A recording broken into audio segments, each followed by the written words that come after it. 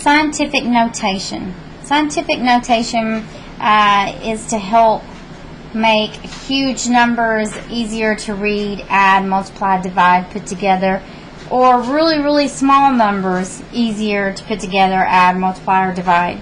And a good example is if we was to determine the mileage from the Earth to the Sun. I mean, those numbers would be so big, so scientific notation would be a perfect way to set up those numbers to work with.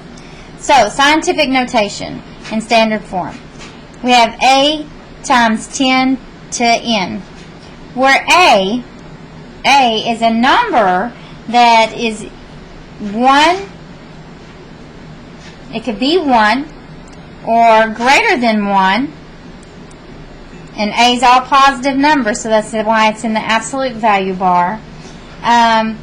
Or it could be less than 10, but not equal to 10. So A can be 1 through 9. It could be equal to 1, it could be equal to 9, but it's not going to be equal to 10, and it's not going to be bigger than 10, it's not going to be less than 1. Where N is going to be the power, the degree on my 10, because we're working in tens. So if it's positive number, it's going to be a large number, a large outcome.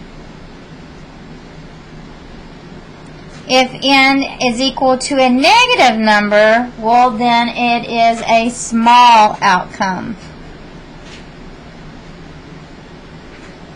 So, for example, say that I have 2.4 times 10 to the 22nd. Well, that's going to be a really big number, and we're going to move the decimal place if we're going to write it in, okay, so this is in scientific notations, and if we wanted to convert it to standard notations, then we would have to grab this decimal right here, and move it in this direction because this is positive. Okay, so since it's a positive number, we're going to move it 22 places.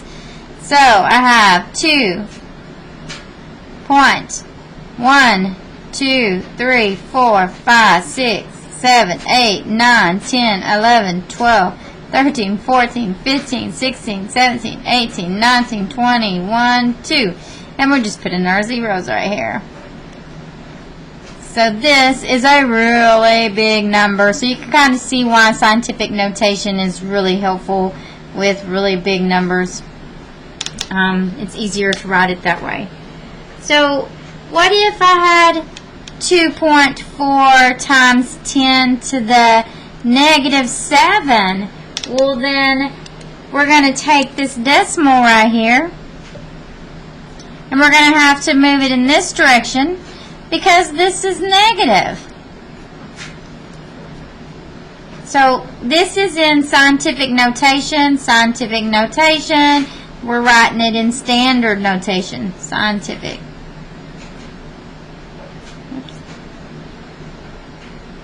Notation, and this is standard. This is what we're used to seeing.